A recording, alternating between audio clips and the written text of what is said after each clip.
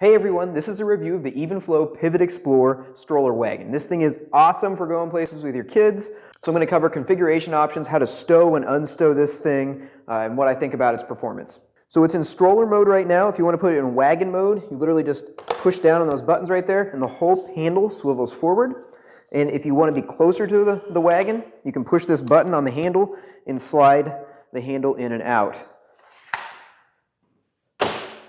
Back in stroller mode.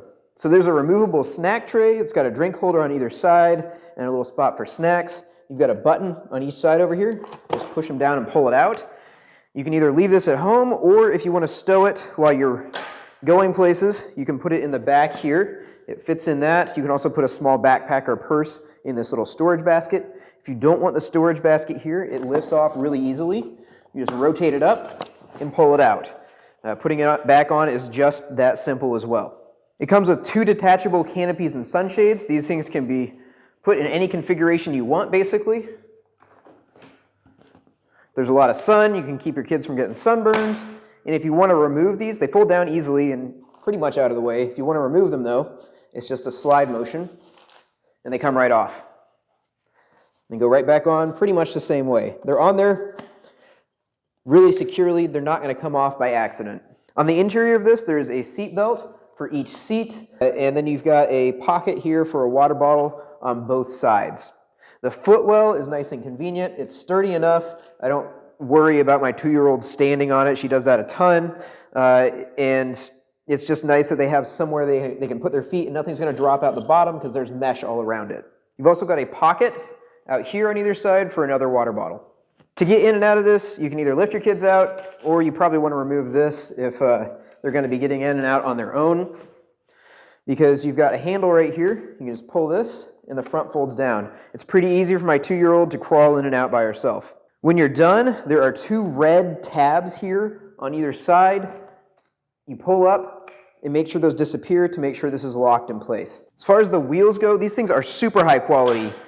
This thing is so easy to maneuver and steer around. It's got a super smooth ride. It pivots in the front with those front wheels, and you can pretty much do 360s with it.